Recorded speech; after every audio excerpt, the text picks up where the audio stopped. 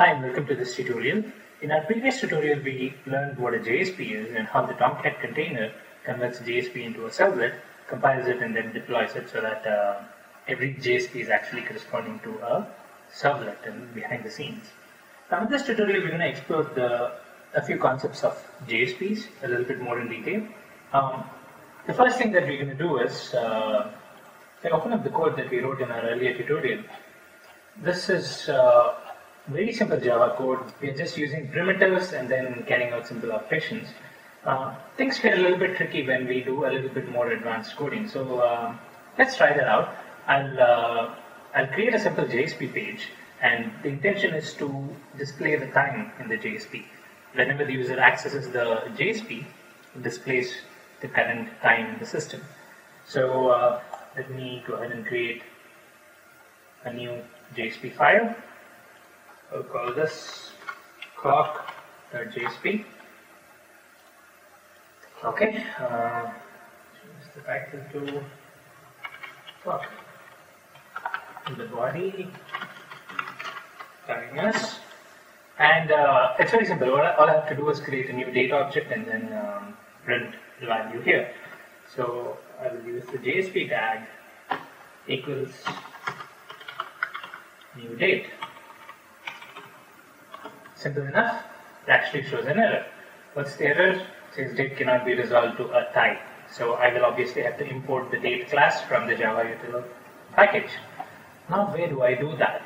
I cannot import it over here. I cannot have a script block over here and then do a import.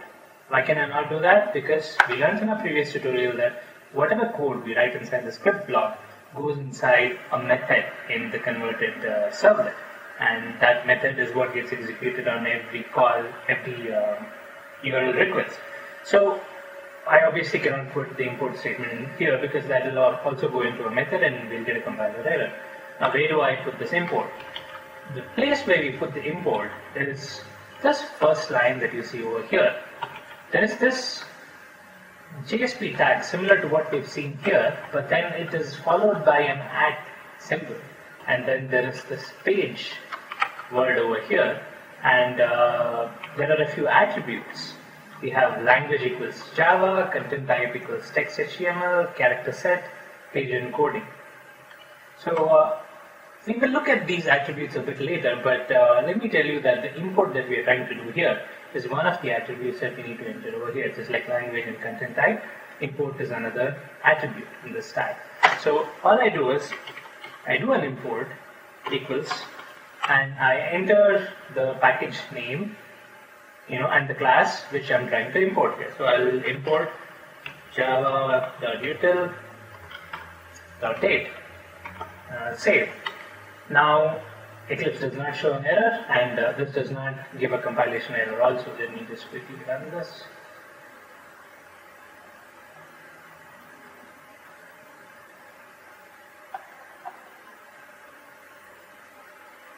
There you go, the time is printed. Now, what are these other attributes over here, and what is this, JSP tag @ and page doing? So this is actually something called as a page directive. Every JSP page can use a page directive, and you can use this page directive in every JSP page and specify some properties and values that are applicable throughout the page. Here there are a few properties that we have set. Language equals Java means that all the script tags that we're going to have inside this page will contain Java code. Well, it's obvious because we are developing Java code and it's a JSP after all. So it is actually optional. I think Java is the default. You don't have to enter it. It's just here because we use the Eclipse wizard, and then let's put this up here. Look at the next one. Content type equals text HTML. This is saying that the output of this JSP page is in text HTML format.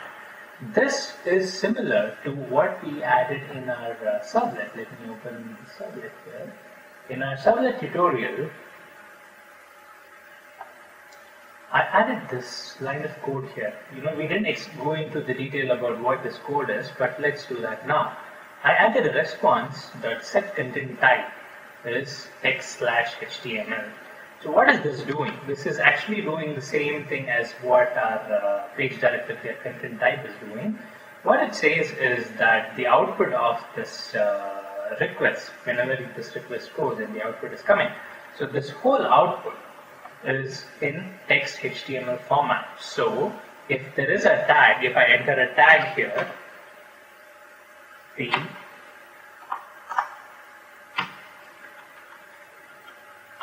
is of course bold for the text within this tag, so the text inside this tag gets rendered in bold. So this B will be converted as a HTML tag. So the browser which is accepting this request knows that, hey, the content type is HTML, so I should not print this B as it is. I need to convert the text in between these tags to bold. So that's what the content type says. There are different content types. We're going to go into more detail about content types in the later tutorials. But at a high level, this is what the content type does. So page encoding is again something that we're going to go in detail in the later tutorials. Import is something that we just saw. We can import Java classes and namespaces using this import tag. Using the import tag. And this, as I told you, a page directive will be there inside a JSP. The heading of the JSP page will be there at the top, and this will be applicable to the entire JSP page. So anything that needs to be set globally for the whole page will be set here. So now what Tomcat does is it sees that, okay, I have an import tag here, so what it does is it puts this import java.util.date at the very beginning of our converted servlet class. So all these are clues for Tomcat to convert these, these directives into code. So if you look at the servlet code over here, it would have an import at the top. I'm not going to go into that. You can probably test this out yourself. There are quite a few page directives we can use. We see only 4 here, but there are a few others. You might land up in a situation where you have to use a lot of page directives, and then this line could go on forever. So in that case, there's another thing you can do. You can actually remove this from this line and have a new page directive.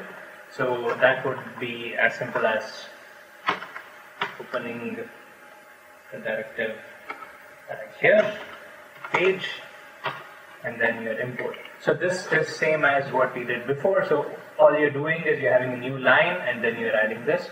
So again, if you have a lot of imports or you have a lot of page directive tags here, then you can, page directive properties here, then you can split it up into different tags so that it's easier to maintain the code. Before we wrap up this tutorial, let me make another note. Page directive is just one of the directives that are supported inside JSP.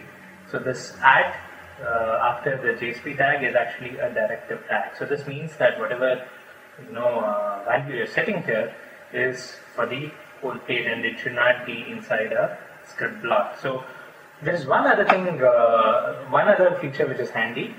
There's something called as an include directive. So in order to demonstrate that, let me write another JSP page here. I will create a new JSP file. I'll call this hello.jsp. Okay, I don't need the title here. Body will be, does it say hello user? Let me remove all these things. I don't need anything here apart from this text. And I will say save. This is actually a valid JSP. You don't have to have any of those directives. And all it does is Tomcat just sees, okay, there's just a little bit of text here, so let me just put this inside the print statement. So it just puts a hello user inside a print statement. It's as simple as that. Now, what does an include directive do? An include directive includes a response from another page into the page where you're putting this include directive. So let's say I have a very good utility JSP here which says some hello text. Of course, it's a very simple case here. But let's say I have a complex code behind the scenes and then it's printing out a message. and I want to include that message here, but I don't want to include all the complex code inside the JSP. So all I need to do is I just do a at include file equals. Now here I have to give the relative path. So this is in the same directory as the hello.jsp is in the same directory as fluff.jsp. So I just have to say / hello.jsp. Now what happens?